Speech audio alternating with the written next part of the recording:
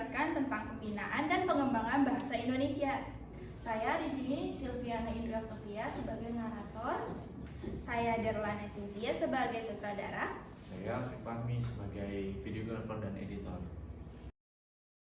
Bahasa Indonesia adalah bahasa resmi Indonesia. Bahasa resmi Indonesia ini merupakan aset terpenting di bangsa Indonesia, makanya harus dijaga dan dikembangkan secara terus-menerus. Melalui pembinaan dan pengembangan bahasa Indonesia, kita dapat memperkaya ilmu pengetahuan, meningkatkan komunikasi, dan memperkuat identitas bangsa Indonesia. Contoh pengembangan bahasa Indonesia. Contoh paling pertama dan paling dasar ada berada di ruang kelas. Guru memiliki peran penting dalam membina dan mengembangkan bahasa Indonesia kepada generasi-generasi bangsa yang mengajarkan tata bahasa dan kosakata yang baik dan benar untuk menginspirasi para siswa untuk berbicara dan menulis dengan lancar menggunakan bahasa Indonesia. Nah, selain di dalam kelas, ada juga di perpustakaan. Perpustakaan adalah tempat yang ideal untuk mengembangkan bahasa Indonesia. Dengan membaca beragam buku dan artikel, kita dapat memperluas wawasan, meningkatkan pemahaman, dan memperkaya kosakata kita. Di sini juga ada gambar diskusi kelompok. Diskusi kelompok adalah metode efektif dan dalam membina bahasa Indonesia. Dalam diskusi, kita dapat berbagai pendapat, bertukar ide, dan berlatih menyampaikan argumen dengan jelas dan logis. Ini membantu meningkatkan kemampuan berpikir kita dan komunikasi interpersonal. Baik, contoh lainnya adalah menulis. Menulis merupakan kegiatan penting dalam pengembangan bahasa Indonesia. Dengan menulis, kita dapat melatih kreativitas, memperbaiki tata bahasa, dan menyampaikan pemikiran dengan jelas. Artikel, cerita, atau blog yang ditulis oleh penulis yang terampil dapat mempengaruhi banyak orang. Dalam meningkatkan kefasihan bahasa Indonesia, kita juga perlu memperhatikan perbaikan kata yang seringkali salah dalam pengucapannya. Berikut ada beberapa contoh kasus dalam lingkungan perkuliahan ini. Kami ada narasumber dari teman-teman kami juga. Sekarang saya akan memberikan contoh kasus tentang pelafalan kata yang benar dalam kehidupan sehari-hari. Saya di sini ada narasumber dari teman kami.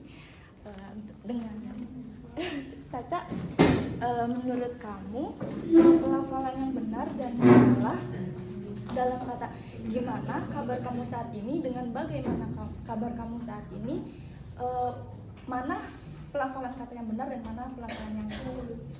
Menurut saya pribadi, pelafalan kata yang benar itu diawali dengan bagaimana. Karena dari bagaimana dan gimana lebih baku atau sesuai dengan KBBI itu bagaimana. Terima kasih. Ya.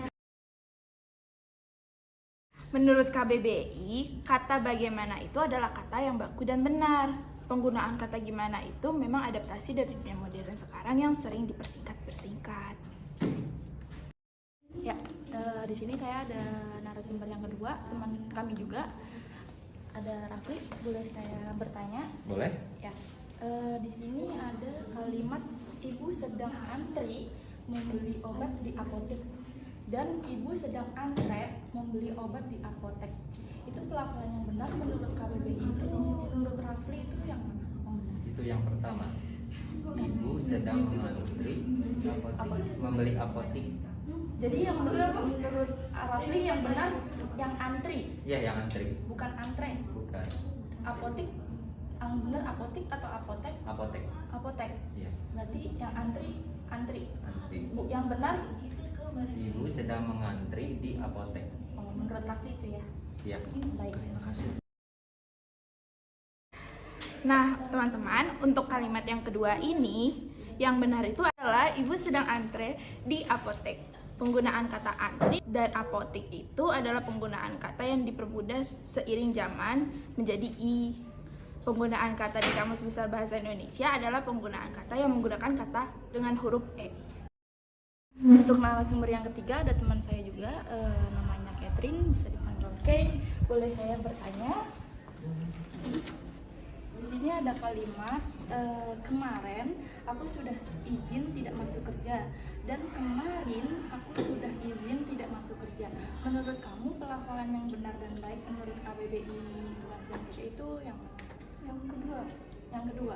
Jadi yang kemarin aku sudah izin tidak masuk kerja. Menurut Oke, itu ya? Oh baik, terima kasih. Nah, teman-teman, untuk kata yang terakhir ini, penggunaan kata yang benar itu adalah kemarin aku sudah izin tidak masuk kerja. Karena penggunaan kata kemarin itu adalah adaptasi dari penggunaan kata daerah. Dan untuk kata izin itu menggunakan huruf Z bukan J. Jadi, pembinaan dan pengembangan bahasa Indonesia tidak hanya melibatkan pemahaman dan tata bahasa kosakata, tapi juga perhatian terhadap perbaikan kata yang seringkali salah. Dengan melakukan hal ini, kita dapat menggunakan bahasa Indonesia yang baik dan benar. Jadi teman-teman, mari kita memperbaiki penggunaan bahasa Indonesia dengan baik dan benar menurut KBBI atau Kamus Besar Bahasa Indonesia. Untuk memperdalam lagi dalam penggunaan bahasa Indonesia, kita bisa mempelajari dengan PUBI atau Pedoman Umum Ejaan Bahasa Indonesia. Terima kasih telah menyaksikan video ini. Mari terus memperdalam pengetahuan dan keterampilan bahasa Indonesia dengan menghargai dan menggunakan bahasa Indonesia dengan baik. Kita ikut memperkuat keberlanjutan budaya dan identitas kita. Sampai jumpa dalam kesempatan berikutnya. Terima kasih.